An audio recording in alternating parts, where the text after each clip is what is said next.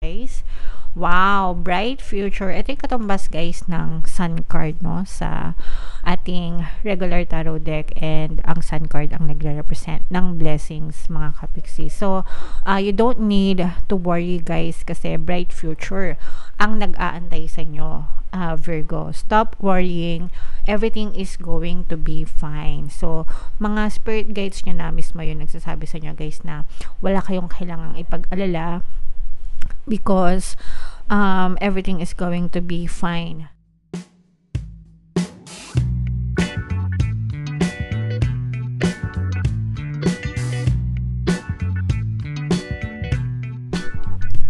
Hello guys, hello Virgo, welcome back to Pinay Pixie Tarot. Ang pamagat ng episode natin for tonight is OOTM, Oracle of the Month, para ngayong April, para sa Virgo, Sun, Moon, Rising, Sign, and Venus. Meron tayong tatlong set ng decks dito guys. Ito yung para sa spiritual messages natin, ito yung para sa life messages, and then ito naman yung para sa love life mga kapiksi. General reading lang, pwedeng mag-resonate, pwedeng hindi. Combination ng positive and negative energy. Comment down below guys if naka-resonate kayo sa mga message para sa inyo. So, unahin natin yung spiritual message for you guys. Wow, bright future. Ito yung katumbas guys ng sun card no sa ating regular tarot deck, and ang sun card ang nagre-represent ng blessings mga kapiksi. So, you don't need to worry guys kasi bright future ang nag-aantay sa inyo. Virgo, stop worrying. Everything is going to be fine. So, mga spirit guides nyo na mismo yung nagsasabi sa inyo guys na wala kayong kailangang ipag-alala because everything is going to be fine para sa inyo. Matatapos din yung mga problema nyo, masusolusyonan din yan mga kapiksi. Dadating din yung mga tamang solusyon sa mga problema mo. Of course, kailangan nyo sabayan ng pagdadasal. Unang-una yan guys, pagdadasal, prayers and affirmations, and kailangan nyo kumilos. Of course, kailangan natin ng sipag at syaga mga kapiksi, pero pag tayo ay nagdadasal, pag tayo ay kumikilos mga kapiksi, dapat sinasabayan nyo rin yan ng positibong mental diet, okay? Kasi yan yung gasolina, no? Yung positibong mental diet, yan yung gasolina na magpaparating sa'yo dun sa destination na gusto mong marating, okay? Kapag nagwo-worry kayo, kapag natitense kayo, na-stress kayo, nagiging balakid yan sa mga blessings. So, yung mga negative emotions, yung mga negative na overthinking, ganyan, dapat tigilan nyo yan guys. Mga pagrereklamo yan, kasi yan yung mga number one block sa blessings, no? Kapag palagi kayo na-stress, nagwo-worry, hinaharang nyo yung balakid, hinaharangan nyo yung mga blessings sana na paparating sa buhay nyo. Pero dapat i-shift nyo siya into gratitude. Always be grateful. Palagi magpasalamat sa mga blessings, no matter how big, no matter how small mga kapiksi. The more na grateful kayo, the more na mas mabilis dadating yung mga blessings sa buhay nyo mga kapiksi. Okay? Alright, so yeah. Blessings will come to you mga kapiksi. You don't need to worry. Yan ang message para sa inyo guys. Comment down below if feeling nyo naka-resonate kayo. And i-comment nyo na rin sa comment section to guys. Mind blessings, mind bright future ahead. Okay? Alright. So, yung next message naman guys is para sa life messages. So, shuffle natin to guys. Habang sinashuffle natin to, panoorin nyo muna yung video natin regarding sa ating paano mag-manifest ng abundance video course. Kapiksi, sawa ka na ba sa mga struggles at hirap sa buhay mo? Masipag ka ba at masikap sa buhay ngunit hindi ka pa rin umaasenso? Ilang beses ka na bang nag-attempt magnegosyo at mag-invest pero palagi ka pa rin nalulugi? Sa pagkakataon na ito ay maaaring may subconscious beliefs ka na nagiging balakid sa iyong pag-unlad at pagyaman.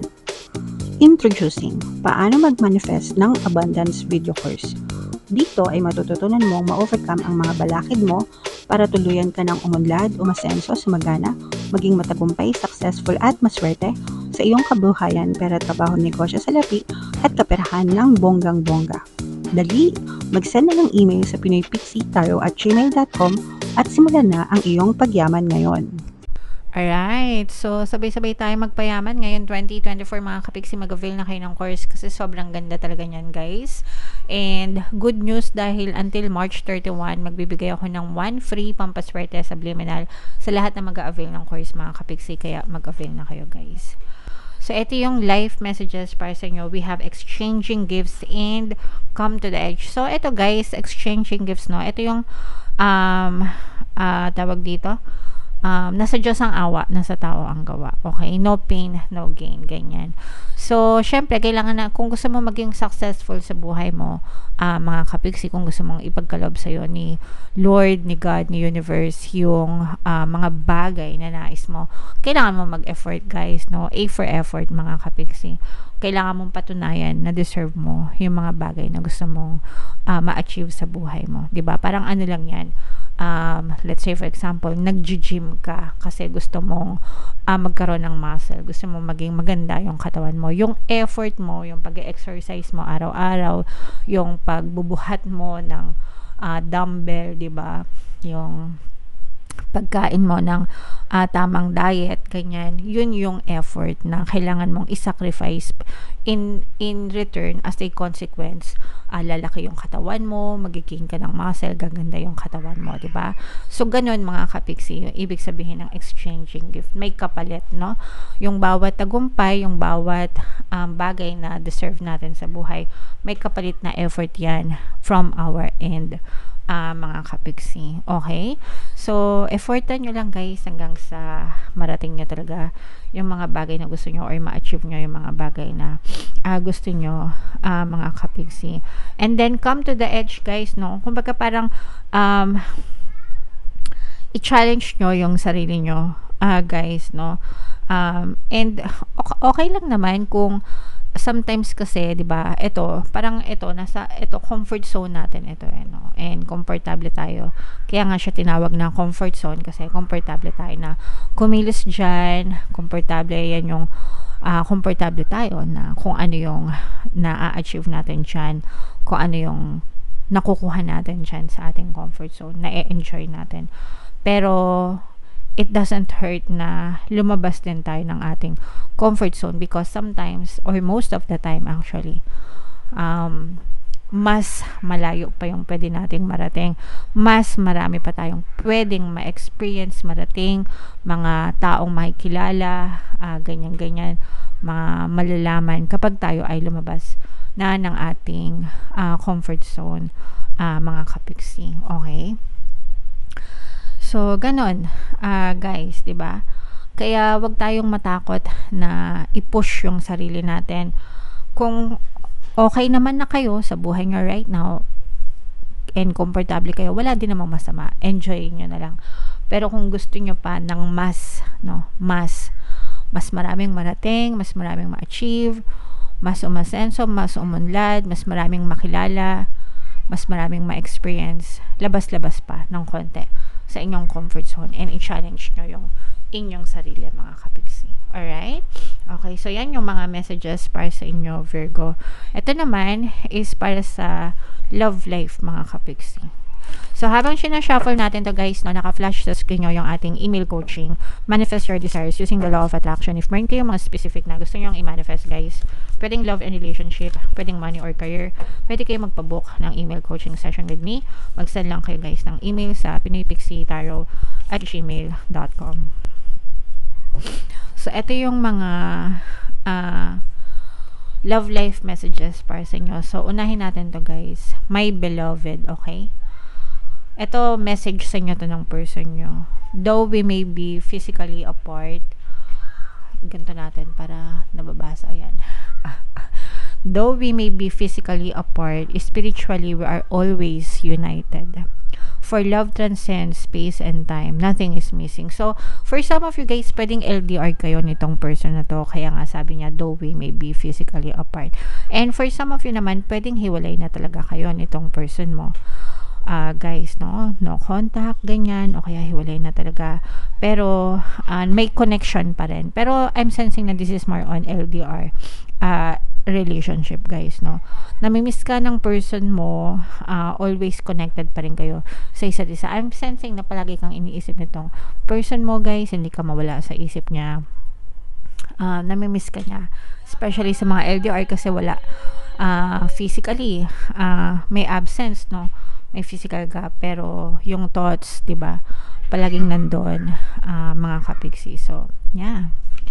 So, we can say na mahal talaga kayo nitong person na to. And then, this one, we have to, surrender, guys, no? At times, we must surrender the old before something new can enter our lives. Let go and all will work out. So, pwedeng, sabi ko nga, guys, diba, for some of you, pwedeng hiwalay na kayo nitong person na to. So, kung hiwalay na kayo, this is the best time for you, mga kapiksi, to surrender. Let it go, 'di ba? Surrender, let go, move on, mga kapiksi, kasi minsan ganun talaga, kailangan nating mag-let go. Parang again, ito guys, yung ano na naman, yung analogy. Ikukwento ko na naman, gagamitin na naman nating example yung cabinet, no? Closet na punong-puno ng damit. Mga kapiksi, isipin nyo na lang na yung mga ex nyo, sila yung mga lumang damit. Okay, so kailangan nating ipamigay na yung mga lumang damit, no? Mga maliliit na damit, lumang damit, pinagliitan, hindi na kasya, wala na sa moda, minsan sira-sira na, ganyan. Para mabigyan ng space yung cabinet mo dun sa mga bagong damit, ibig sabihin mga bagong SP, mga bagong relationship, mga bagong memories, ganyan, para ma-experience mo yung mga bago sa buhay mo. We have to learn to let go and move on from old, mga kapiksi, to give way to something new. Okay? So, let it go and know that everything will always work out para sa inyo, mga kapiksi. Alright? Okay, so 2 messages dun sa iba para sa mga LDR, and yung iba naman para sa mga kailangan ng mag-let go and mag-move on. So, comment down below, guys, kung anong mensahe ka dyan naka-resonate, kapiksi. Alright? Okay, so yeah. Yan ang mga messages natin for tonight para sa inyo, Virgo. Comment down below kung saang message ka naka-resonate. Dito ba sa spiritual message? Dito ba sa life? Or dito ba sa love life? Comment down below, mga kapiksi. And ito yung ating mga pampaswerte subliminal, guys. Pakinggan nyo para talaga maging maswerte kayo ngayon 2024. And ito naman yung ating success stories ng paano mag-manifest ng abundance video course. Click here to subscribe, guys, and click here to join our membership program. Thank you for liking, sharing, and subscribing, and see you again next time.